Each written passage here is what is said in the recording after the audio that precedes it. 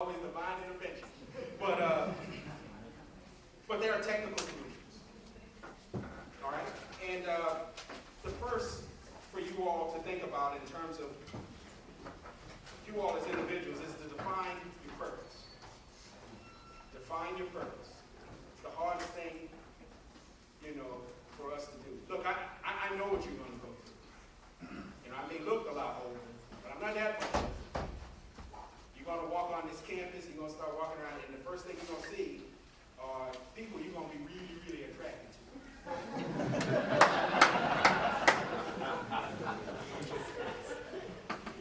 They're going to look a lot better than that chemistry book.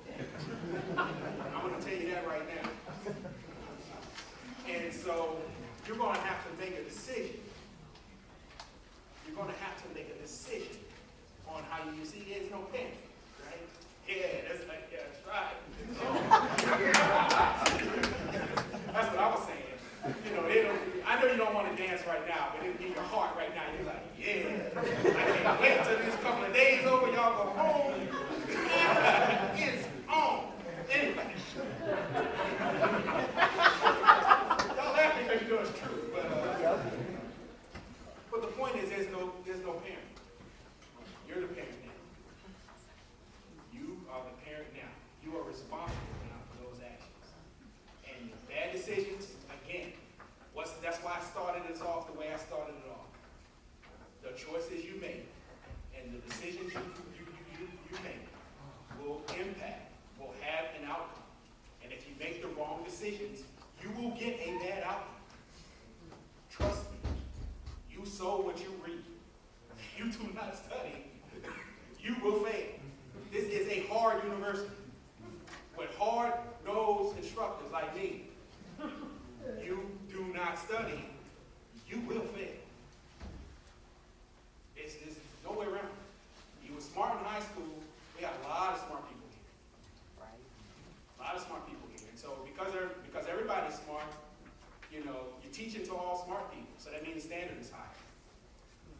What worked in high school won't work here. It will not work here. I'll give you some tips on how to get through the studying part here as we go. But the key one is to define your purpose. And not just define your purpose of being a student when you be here, but start to think about what you're going to do beyond this. How do you figure that out? Here are some keys.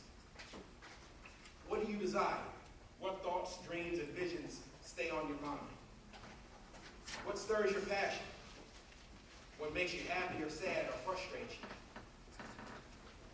You see, these are keys. If something frustrates you all the time, it's a pet peeve, it don't bother anybody else, but it bothers you, your purpose is probably locked up in that somehow. I had this thing, where they started making these, I remember when they started making these automatic toilets. You know the ones, because people don't flush the toilet for whatever reason in public places, but they're automatic, right? You go in there, you use the bathroom, and then, you get up, they flush. All right, well, that's cool, but they never work right. And it was a pet peeve for me. It never worked right. I sit down and get on the toilet. I'm sitting on the toilet, it starts working. Now I'm all wet.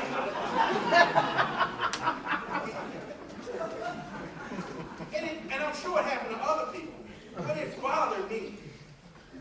And so I sat down one day and started figuring out, okay, I can fix this.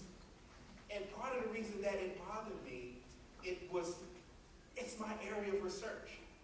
I deal with automatic systems that respond to a given input. So it's going to bother me more than it bothers other people. It's my field. It's where I am connected and have a passion. Everybody in here has that. Every single one of you. You have to find what that is. It is there. And this is a great place to find it. When you bring forth good results in your life, what do mature people say about you? Not knuckleheads. What do mature people say about you? What do people want to help you accomplish? To what can you give 100% of your life to? These are the kinds of things, as you start to ponder those types of questions, you will start to get the kinds of answers that will help you define your purpose. purpose while you're here. It's much harder to do when you get out in the world and get work. Because then this thing called real life kicks in. And you got a whole bunch of choices and things to do and to make.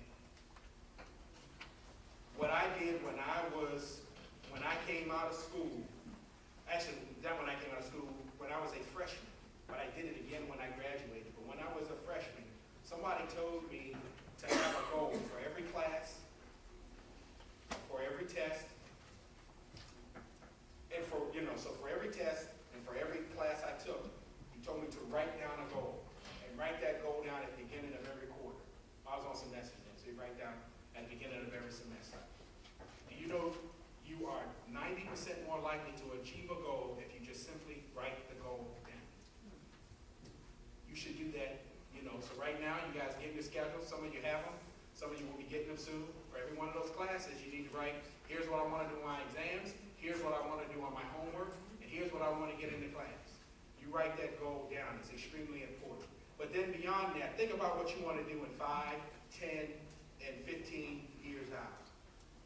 And write those down. And I did it in 5 areas: career, family, health, financial, and spiritual. I just said, here's what I want to, here's where I think I want to be in 5 years, in 10 years, in 15 years in each of those areas. And since I've already met all of my 20 year goals, every last single one of them. That's a problem, actually. It means you didn't set your goals too high. And then you probably have to go back now. Now I got to go back and do goals again, right? And this thing, now I think I'm overshooting. But that's a good thing, okay? Key number 2. Get off to a good academic start. The most important thing, there are 2, if you don't remember anything else from this talk, I want you to remember these 2 things. The 2 most important things you can do, and I'm talking to you from a professor. I'm going to give you 3 things, but 2 of them are more important than the other one. The most important thing you can do is ask questions. The most important thing you can do in a class is ask questions. Now, wait, let's make sure, let's calibrate you. To ask the question, you got to be in the class, right? We're good with that one, right? You can text the teacher, but he's not going to get the question, at time. He's probably going to get the question later. But the most important thing you can do in a class is ask questions. It happens all the time. The old adage is true. If you got a question, somebody else in the room has it. But I add to that, it don't matter what somebody else in the room, what question they have. It's my question. And I need to get that, I need to make sure that question gets answered. I'll start writing on the board, man, and I'll write down some long formula, about 20 different characters in it, equal sign, 0. And I look out there, and the thing is just totally contrived. And I look out there, and there's some joke.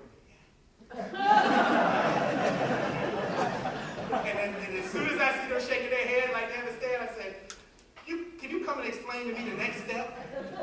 No, because I don't even know what the next step is. I know they don't know. And I do that point to illustrate, and I highlight that to the other students. Even you'll have people that they're pretenders. You have people in the class trying to act like they know it, and they really don't know. So don't think when you ask a question that somehow that question belittles you. It's okay.